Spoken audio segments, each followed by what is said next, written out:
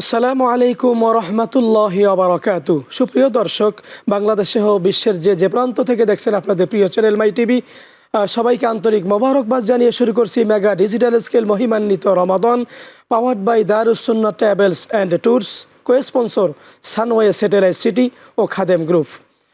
সুপ্রিয় দর্শক, আমরা রমজানুল মোবারকের শেষ দশকে উপনীত আমরা হয়েছি। আল্লাহ রাব্বুল আলামিন এ অংশে তার প্রিয় বান্দা বান্দিদেরকে জাহান্নামের আগুন থেকে নাজাত দিবেন। তো নাজাত লাভে আমরা কি করব, কি বর্জন করব, এ বিষয়ে আমরা আজকে আলোচনা শুনব। আমার সাথে রয়েছেন দেশ বরেণ্য পতিত যশা দুজন ইসলামী চিন্তাবিদ। আমার বামে রয়েছেন কোরআনের আলো ফাউন্ডেশনের মহাসচিব, বিশিষ্ট ইসলামী চিন্তাবিদ, বাংলাদেশ জাতীয় ইমাম সমিতির যুগ্ম মহাসচিব মুফতি মাওলানা মহিউদ্দিন। আসসালামু আলাইকুম ওয়া রাহমাতুল্লাহি ওয়া বারাকাতুহু। ওয়ালাইকুম আসসালাম ওয়া রাহমাতুল্লাহি ওয়া বারাকাতুহু। কেমন আছেন? আলহামদুলিল্লাহ, পাকের দরবারে লাখো লাখো শুকরিয়া, পবিত্র মাহে রমজান রোজা রাখতে পারছি, আল্লাহর শুকরিয়া আদায় করছি। আলহামদুলিল্লাহ, শুকরিয়া। সুপ্রিয় দর্শক, আমার ডানে রয়েছেন ইসলামিক ফাউন্ডেশনের গভর্নর, বিশিষ্ট ইসলামী চিন্তাবিদ, লেখক ও গবেষক, অধ্যক্ষ মাওলানা শাহ মোহাম্মদ নেসারুল হক। আসসালামু আলাইকুম ওয়া রাহমাতুল্লাহি ওয়া বারাকাতুহু। ওয়ালাইকুম আসসালাম ওয়া রাহমাতুল্লাহ। কেমন আছেন মহোদয়? আলহামদুলিল্লাহ, রমজানুল মুবারকের মাসে আল্লাহ ভালো রেখেছেন, আলহামদুলিল্লাহ। এজন্য আল্লাহর দরবারে শুকরিয়া আদায় করছি। জি, শুকরান, জাযাকাল্লাহ। আপনি আসছেন আমাদের অনুষ্ঠানে, আপনাকে স্বাগতম। যে মহতারাম, আমরা নাজাত লাভে আমরা কি করব যদি আপনি বলেন। শুকরিয়া। রমজান সিয়াম সাধনার মাস, আত্মশুদ্ধির মাস, আত্মসংযমের মাস, কোরআন নাজিলের মাস হলো রমজানুল মুবারক। এই রমজান মাসের রহমত, মাগফিরাত এবং সর্বশেষ ইতকুম মিনান নার, জাহান্নামের আগুন থেকে পরিত্রাণের জন্য এই রমজানের শেষ দশকে বেশি বেশি করে আল্লাহ নবী খুব অস্থির হয়ে যেতেন যে কীভাবে এই রমজানের শেষ দশক আমরা কাটাতে পারি। শুধু তিনি না, সাহাবায়ে কেরামদেরকেও এবং তার পরিবার পরিজনদেরকেও তিনি উদ্বুদ্ধ করতেন যে রমজানের শেষ দশকে সারা রাত আল্লাহ নবী ঘুমাতেন না, রাত্রে জেগে ইবাদত বন্দেগী করতেন এবং আল্লাহর দরবারে ফরিয়াদ জানাতেন। এবং সাহাবা আজমাইনরাও তারা বেশি বেশি ইবাদত বন্দেগী করত। যে শেষ দশকে যেহেতু আমাদের জন্য রয়েছে শবে কদর, জি, এই শবে কদর, এই রাত্রে কিন্তু কোরআন নাজিল হয়েছে এবং এই শবে কদরের গুরুত্ব অপরিসীম। লাইলাতুল কদরি খায়রুম মিন আলফি শাহর। জি, এই জন্য বেশি বেশি করে ইবাদত বন্দেগী করা, বেশি বেশি করে তসবিহ তাহলিল পড়া, বেশি বেশি করে কোরআন তেলাওয়াত করা এবং আল্লাহ যে কাজগুলো বেশি করলে খুশি হয় সেই কাজগুলো আমাদের করণীয়। এবং যাতে ইতকুম মিনান নার, জাহান্নামের আগুন থেকে পরিত্রাণের জন্য যা যা করণীয় আল্লাহর নবী তাই করেছেন এবং সাহাবা আজমাইনদেরকে তাই বলেছেন। এবং আমাদের করণীয় তাই এই শেষ দশকে এসে আমরা বেশি বেশি করে আল্লাহর ইবাদত বন্দেগী করব, কোরআন তেলাওয়াত করব। বিশেষ করে আমাদের পরিবার পরিজন, যাদের উসিলায় দুনিয়াতে এসেছি, আমাদের পিতা মাতা যারা দুনিয়ার থেকে বিদায় নিয়েছেন, তাদের জন্য বেশি বেশি করে দোয়া করা, এটা আমাদের এই শেষ দশকে বিশেষ করে করণীয়। জি, শুকরান, জাযাকাল্লাহ। চমৎকার বলেছেন। ইনশাল্লাহ আবার আপনার কাছে আসবো। মুফতি মাওলানা মহিউদ্দিন, রমজানের শেষ দশক, নাজাত লাভে আমরা কি করব? আসলে আমাদের জীবনের সার্থকতা তো এটাই হবে যদি আমরা নাজাত পাই। কেন রাসূল পাক সাল্লাল্লাহু আলাইহি ওয়াসাল্লামের সে হাদিস যদি আমরা একটু গভীর মনোযোগ দিয়ে একটু লক্ষ্য করি, জিবরাইল আসলেন, বলে ইয়া রাসূলুল্লাহ, যে ব্যক্তি মাহে রমজান পেল অথচ তার জীবনের গুনাহগুলো আল্লাহর দরবার থেকে ক্ষমা করাই নিতে পারলো না, সে ব্যক্তি ধ্বংস হয়ে যাক। যিনি মানবতার নবী, দয়াল নবী, যাকে উহুদের ময়দানে রক্তাক্ত করে ফেলেছেন, কিন্তু জিবরাইল এসে বলছে, ইয়া রাসূলুল্লাহ, আপনি খালি বলুন দুটি পাহাড়কে একত্রিত করে এই শত্রু দলকে আমি শেষ করে দিই। সে দয়াল নবী রক্ত মাখা দেহ নিয়ে তিনি বলেছেন যে আমি যদি অভিশাপ দেই আর এরা ধ্বংস কাদের দিনের দাওয়াত দিব। সেই দয়াল নবী জিবরাইল এসে বললেন, ইয়া রাসূলুল্লাহ, রমজান পেলেও ক্ষমা করতে পারলো না, সে ব্যক্তি ধ্বংস হয়ে যাক। আল্লাহ রাসূল আমিন। তাহলে এই হাদিস থেকে আমরা কতটুকু বুঝতে পারছি যে নাজাতের জন্য আল্লাহ রাসূল সাল্লাল্লাহু আলাইহি ওয়াসাল্লাম এই মাহে রমজানে নিজের জীবনের সকল অনেক কাজ ফেলে দিয়ে কোরআনুল কারীম নিয়ে তেলাওয়াত করতেন। স্বয়ং জিবরাইল আলাইহিস সালাম তেলাওয়াত করতেন, আল্লাহ রাসূল শুনতেন, আল্লাহ রাসূল সাল্লাম তেলাওয়াত করতেন, জিবরাইল শুনতেন। এই কোরআনের যে চর্চা, কোরআন নাজিলের মাসে আমাদের প্রতিদিন কোরআন অধিক পরিমাণ তেলাওয়াত করতে হবে।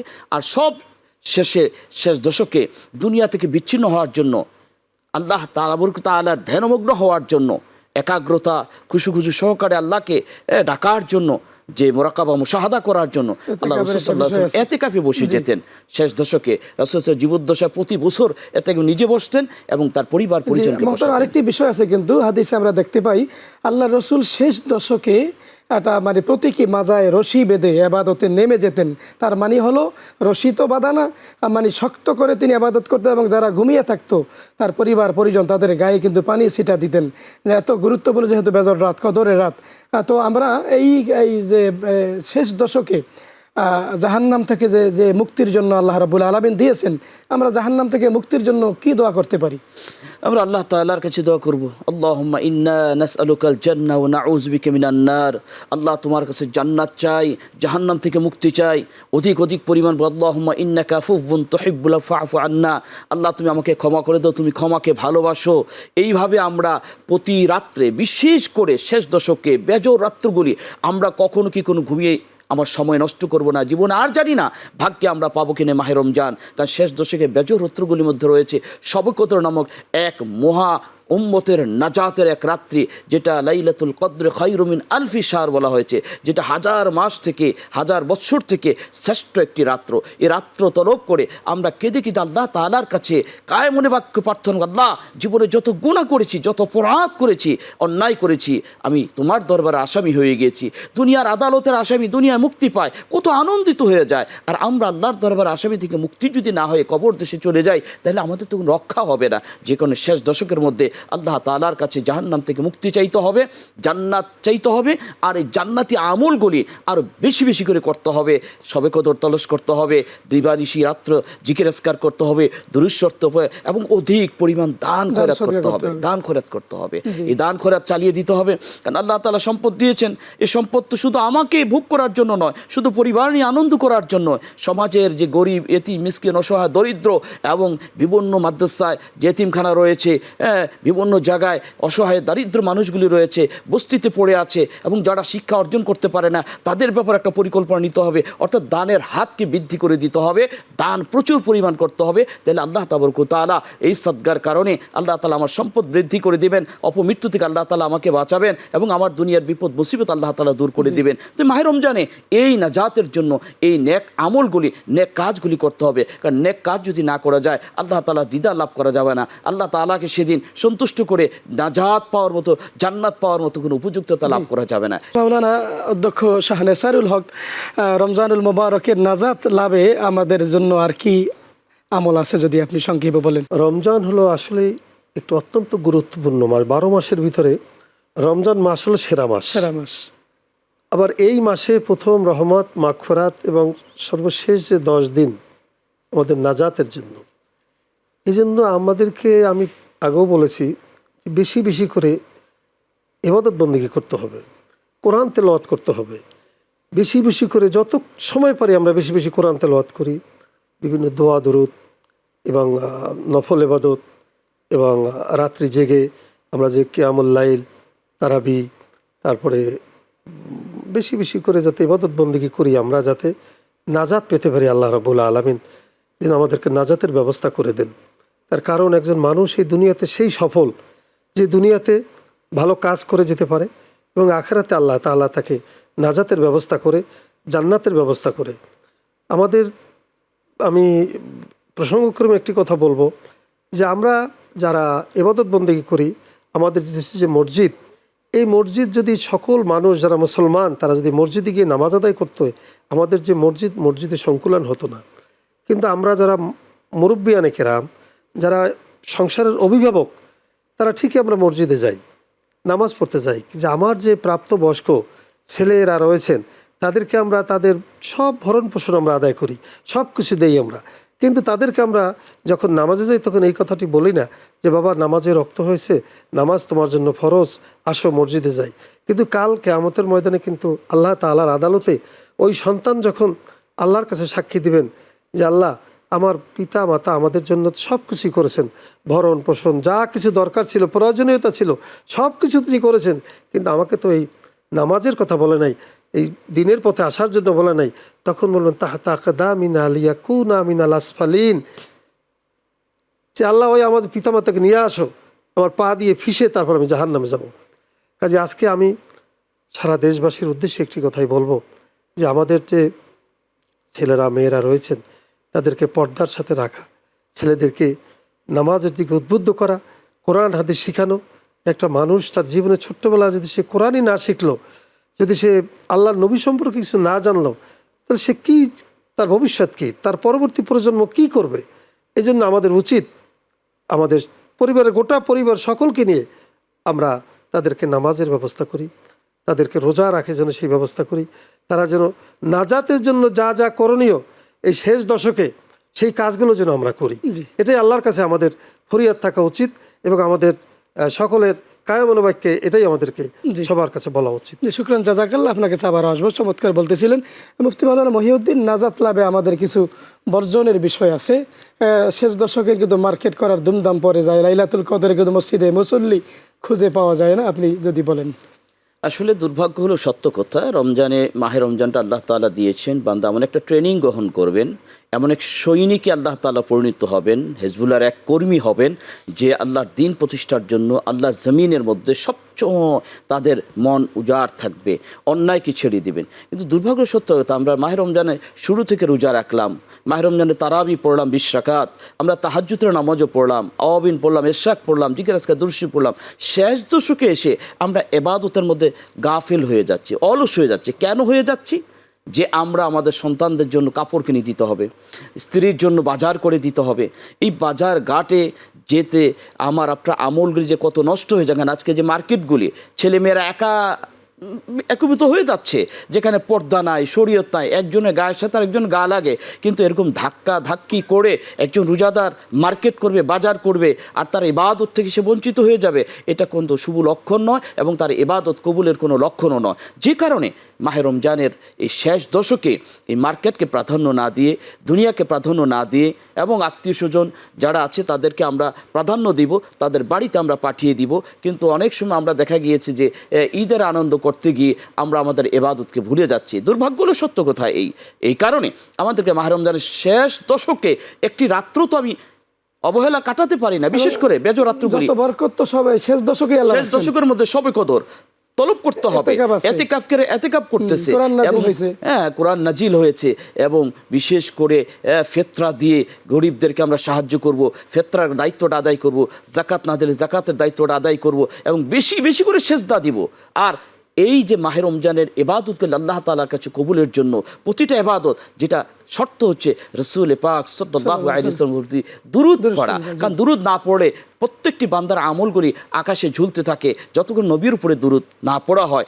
যে কারণে আমাদেরকে শেষ দশকে বেশি করে দুরূদ পড়তে হবে, যাতে আমার পুরো মাসের ইবাদতগুলি আল্লাহ তাআলার কাছে কবুল হয়ে যায়, আমি যাতে নাজাত পাই, আমি যাতে জান্নাত পাই, জাহান্নাম থেকে মুক্তি পাই। কারণ আসলে একজন ব্যক্তি যদি জান্নাতের আকাঙ্ক্ষা থাকে আর জাহান্নাম থেকে মুক্তির যদি তার জীবনের স্বপ্ন থাকে, চিন্তা থাকে, তার বিবেক বিবেচ্য বিষয় হবে শেষ রজনীগুলিতে ইবাদত বাড়িয়ে দেওয়া। যে মাহে রমজান জানি না আমার জীবনে, আমার বয়সে, আমার হায়াতের মধ্যে আর পাবো কিনা। কারণ গত বছর আমাদের মধ্যে দিয়ে কত মানুষ চলে গিয়েছে, এই বরকতের মাস পাবো কিনা। যেখানে আমরা রজব মাস থেকে আল্লাহর কাছে যে মাসের জন্য আমরা দরখাস্ত করেছি, আল্লাহুম্মা বারিক লানা ফি রজব ওয়া শাবান ওয়া বাল্লিগনা রমাদান, আল্লাহ রজবের বরকত, শাবানে বরকত দাও, মাহে রমজান পুনঃ আমার হায়াত দিয়ে দাও। এরা হায়াত পেয়েছি কিন্তু ইবাদত করছি না, এই চাওয়া আর বলার মধ্যে কোনো আসলে এখানে কোনো কিছু পাওয়া যাচ্ছে না। যে কারণে উদাত্ত আহ্বান করব, প্রিয় দর্শক শ্রোতা, মাহে রমজান জীবন আর পাবো কিনা জানি না, আসুন এই মাহে রমজানের শেষ দশকে নাজাতের জন্য আল্লাহ তাআলার কাছে প্রার্থনা করি, আল্লাহুম্মা আজিরনি মিনান নার, আল্লাহুম্মা আজিরনি মিনান নার, আল্লাহুম্মা আজিরনি ওয়া কিনা আযাবান নার। এইভাবে আল্লাহর কাছে দোয়া করি, বাবা মার জন্য দোয়া করি, কবরবাসীর জন্য দোয়া করি। শুকরান, জাযাকাল্লাহ, আপনাকে ধন্যবাদ। আমরা সর্বশেষ অধ্যক্ষ মাওলানা শাহ নেসারুল্লাহকে আপনার কাছে জানতে চাই। আপনি সুন্দর বলেছেন, আমাদের অনেক বাচ্চারা মসজিদে যায়, যাদেরকে অনেক মুরব্বীরা ধমক দেয় বা অনেকে বের করে দেয় মসজিদ থেকে। আসলে এই বিষয়গুলো মক্কা মদিনা বা আরব কান্ট্রিতে এটা কিন্তু দেখা যায় না। এই বিষয়ে যদি আপনি একটু বলেন। আসলে এইটা আমরা যারা মুরব্বিয়ানে কেরাম তাদের যদি উপলব্ধি থাকতো যে বাচ্চারা মসজিদে যদি না আসে, তাদের যদি অভ্যাস না হয়, তাহলে কী করবে। আমি দেখেছি, আমার নিজের বাস্তব চোখে দেখা, এই বাচ্চারা মসজিদে আসে, ছোট্ট ছেলেরা আসে, ওরা তো একটু মসজিদে এসে পিছনে একটু দুষ্টামি করে, চলাফেরা করে। এই জন্য সামনের থেকে খুব চিৎকার দিয়ে তাদেরকে বলা হয় তোমরা মসজিদ থেকে বেরিয়ে যাও। এটা তো একটা মারাত্মক অপরাধ। কোনো রকমই বাচ্চাদেরকে মসজিদ থেকে বেরিয়ে যাও এই শব্দ উচ্চারণ করা যাবে। আমি দেখছি, আমার দেখা যে দমক যে বাচ্চাকে দিছে, ও ভয়ে প্রস্রাব করে দিছে মসজিদের মধ্যে। আমি এটা বলতে চেয়েছিলাম না, এটা আমি বলতে চেয়েছিলাম না, আমি নিজেই দেখেছি এটা। এবং আমি সেদিন ওখানে প্রতিবাদও করেছি, এবং প্রতিবাদ বলতে আমি ওনাদেরকে বুঝিয়ে দিয়েছি যে দেখেন, এই বাচ্চাদেরকে দিয়ে যদি আপনারা এভাবে কথা বলেন, তাহলে এরা তো মসজিদমুখী হবে না, এরা আল্লাহমুখী হবে না, জি। এদের কারণে আরও অনেকেই আসবে না। কাজে এইটা আমাদের বর্জনীয়। বিশেষ করে যারা আমরা মসজিদের এখানে ইমাম সাহেবের ভূমিকা আছে, আমাদের জুমার দিনে যে খুতবা দেন আমাদের খতিব সাহেব, তাদের ভূমিকা আছে যে বাচ্চাদেরকে মসজিদে নিয়ে আসবেন, উদ্বুদ্ধ করবেন, তাদেরকে যেভাবে পারুক সে রুকু সেজদা করুক, আস্তে আস্তে সে আল্লাহর দিকে চলে আসবে, আল্লাহর নবীর তরিক অনুযায়ী সে চলে আসবে। নামাজের সামনে দিয়ে হেঁটে গেলে তো নামাজের কোনো ক্ষতি নেই না, সেই জন্য বাচ্চাদেরকে কোনো রকমই এরকম ধমক দেওয়া যাবে না। এবং বিশেষ করে আমরা রমজানুল মুবারকে এই মাসের শেষ দশকে আমরা রব্বানা আতিনা ফিদ দুনিয়া হাসানা ওয়া ফিল আখিরাতি হাসানা ওয়া কিনা আযাবান নার ওয়া আদখিলুল জান্নাতা মাআল আবরার ইয়া আজিজ ইয়া গফফার ইয়া রাব্বাল আলামিন। আল্লাহর কাছে আমাদের এই ফরিয়াদ থাকবে, আল্লাহ তুমি আমাদেরকে মাফ করে দাও আখিরাতে এবং দুনিয়াতে। আমরা যেন এই শেষ দশকে আল্লাহর দরবারে ফরিয়াদ করতে পারি। এবং আমি জানি না আগামী রমজান আমরা পাবো কিনা। গত রমজানে আমরা অনেকের সাথে চলেছি, অনেকের সাথে বাজার করেছি, অনেকের সাথে মসজিদে নামাজ পড়েছি, কিন্তু আজকে আমাদের মাঝে বেঁচে নেই। আমি গতকালকে একটা অনুষ্ঠানে গিয়েছিলাম, দেখলাম আমাদের সহযোদ্ধা 85 জন সহযোদ্ধাকে আমরা হারিয়েছি, তারা ইন্তেকাল করেছেন। গত বড় যাদের সাথে ইফতারি করেছি, নামাজ পড়েছি, সেহরি করেছি, এবছর তাদেরকে আমরা পাইনি। কাজে আল্লাহর কাছে এটাই ফরিয়াদ জানাই, আল্লাহ আমরা যারা দুনিয়াতে বেঁচে আছি, আমাদের মৃত্যুটা যেন আল্লাহ সুন্দরভাবে মৃত্যুটা হয়, ইমানের সাথে মৃত্যু হয়। আর যারা ইন্তেকাল করেছেন আমাদের সাথী সঙ্গী, আল্লাহ তাদের জন্য যেন নাজাতের উসিলা করে দেন। আল্লাহর কাছে এটাই আমার সর্বশেষ এই আজকের এই ফরিয়াদ। আপনি কষ্ট করে আসছেন আমাদের অনুষ্ঠানে, আপনার কাছে কেমন লাগতেছে, অনুভূতিটা কেমন, যদি একটু সংক্ষেপে বলেন। আলহামদুলিল্লাহ, অত্যন্ত সুন্দর একটি বিষয় নিয়ে আমরা আলোচনা করেছি। এটা স্বাভাবিক, আমরা একজন আলেম হিসেবে আমাদের কর্তব্য এটা জাতির সামনে উপস্থাপন করা। বাল্লেগু আন্নিওয়ালা আয়া, যে যেটুকু জানি সেটুকু জাতির সামনে উপস্থাপন করা আমাদের জন্য করণীয়। এবং আমি অত্যন্ত আজকে মাই টিভিতে এই প্রোগ্রামে এসে আমি অত্যন্ত খুশি। এবং জাতির সামনে যে কথাগুলো বলেছি, শুধু জাতি না, আমরা নিজেদের মধ্যেও যেন আমরা আমল করতে পারছি, আল্লাহ সেই তৌফিক দান করুন। শুকরিয়া, জাযাকাল্লাহ। অধ্যক্ষ মাওলানা শাহ নেসারুল হক চমৎকার আলোচনা করেছেন, প্রাণবন্ত, হৃদয়গ্রাহী। কষ্ট করে আসার জন্য আপনাকে অসংখ্য মোবারকবাদ। শুকরিয়া, আলহামদুলিল্লাহ। সুপ্রিয় দর্শক শ্রোতা, আপনারা দেখছেন মেগা ডিজিটাল স্কেল মহিমান্বিত রমাদান, powered by Darus Sunnah travels and tours, co sponsor Sunway satellite city এবং খাদেম গ্রুপ। সময় আমরা অনুষ্ঠানে একেবারে শেষ পর্যায়ে চলে এসেছি। রমজানুল মুবারকের শেষ দশকে আমরা আমাদের মা বাবা, আত্মীয় স্বজনের জন্য দোয়া করব। গত রমজানে অনেকে ছিল, আজকে নেই, তাদেরকে আমরা কোনোদিন পাবো না, আমরাও চলে যাব, আমরাও সেই কবরের পথযাত্রী। মরণের জন্য আমরা প্রস্তুতি নেই, কবরের জন্য সামান আমরা জোগাড় করি। রমজানুল মুবারকে খালেজ দিলে আমরা তওবা করি, ভালো মানুষ হব, মানুষকে ভালোবাসবো, দেশকে ভালোবাসবো, দেশের জন্য, মানুষের জন্য, সমাজের জন্য আমরা আমাদের জানমাল সব কিছু উৎসর্গ করব। আল্লাহ রাব্বুল আলামিনের ভালোবাসা পেতে হলে আমার রসুলকে ভালোবাসতে হবে। আমার রসুলের ইত্তেবা ছাড়া আল্লাহর সন্তুষ্টি অর্জন করা যাবে না। জীবনের চেয়েও আমরা রসুলকে ভালোবাসবো, সুন্নতের অনুসরণ করব, হক্কানি আউলিয়া কেরামদের সহবতে থেকে আমরা আমাদের জীবনকে আলোকিত জীবন হিসাবে গঠন করার জন্য চেষ্টা করব। আল্লাহ সুবহানাহু ওয়া তাআলা সেই তৌফিক দান করুন, আমিন। ইনশাআল্লাহ আগামী পর্বে নতুন কোনো বিষয়ে নতুন অতিথির সাথে দেখা হবে। আল্লাহ রাব্বুল আলামিন আমাদের সকলকে সুস্থ, সুন্দর ও নিরাপদে রাখুন, এই কামনায় শেষ করছি। আল্লাহ হাফেজ। আসসালামু আলাইকুম ওয়া রাহমাতুল্লাহি ওয়া বারাকাতুহু।